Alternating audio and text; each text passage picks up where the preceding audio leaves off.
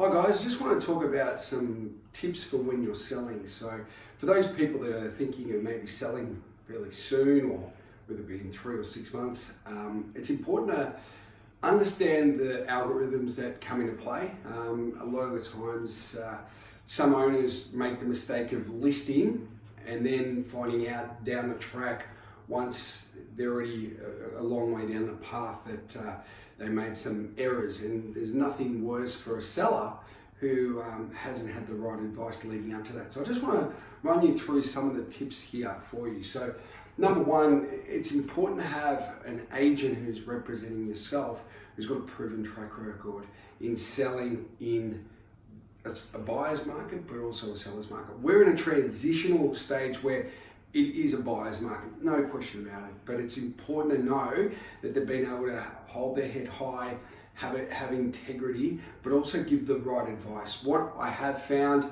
with a lot of owners currently being sitting on the market for more than 60 plus days, and we've seen some that have been on the market for more than 6 months, the biggest problem that they've done or have encountered has been that they've gone with an agent that have told them what they wanted to hear, even though they felt in their stomach it wasn't quite right, but they thought they'd give them a crack because, hey, they might be able to get that little bit more. But what they're finding now is they're on a real downward slide, and in some ways, in some cases, some of the agents have dropped the ball because of the desperation that they are under and the pressures that they're getting from their superiors, whether it be their bosses or their or people within that scope. So it's really important to make sure that they have a proven record.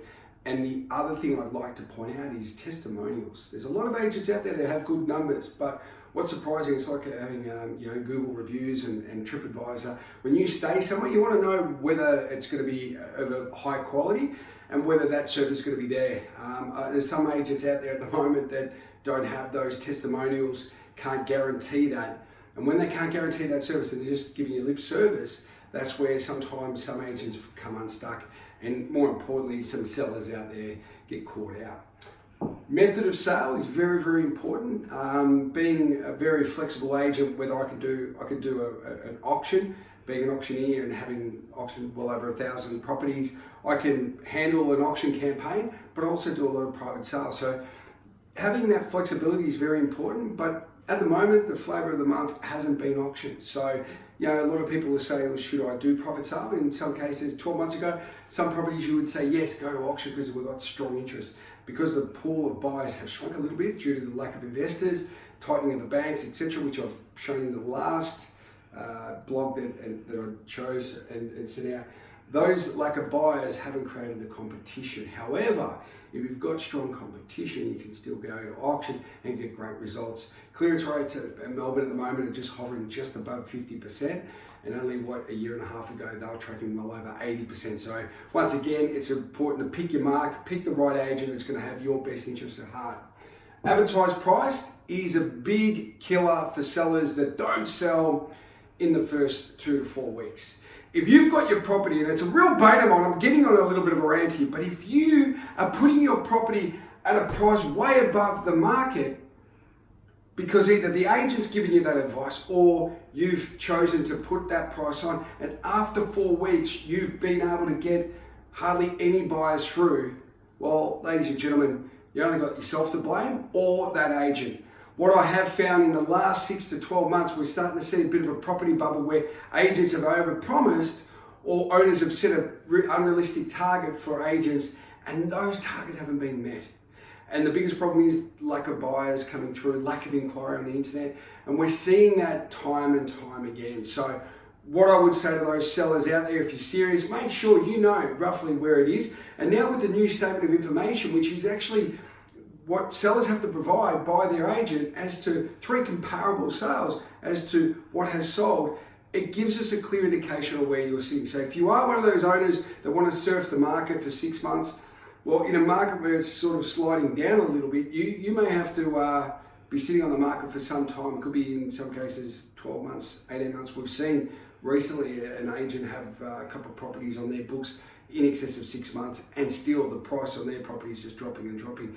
But that also adds value, and that's where I was going to talk about when you advertise your price too high, sometimes those sellers will sell below the market value. So what I mean by that is, if I draw this little graph here and say this is the market value, and you've got an advertised price here of too high, and it's 5 to 10% higher. This is days on market. So when you start here, what happens is over time you're starting to drop.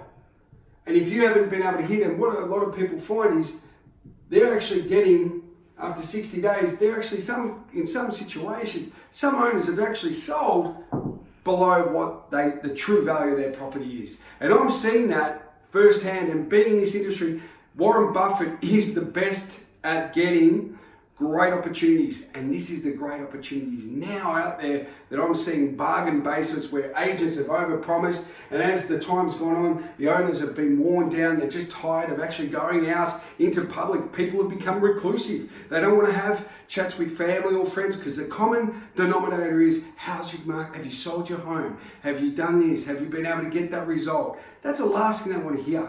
So sometimes you'll find owners will actually drop their price below what it's truly worth.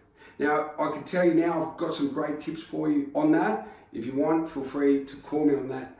But last but not least is fees. This is a really important thing for those sellers out there.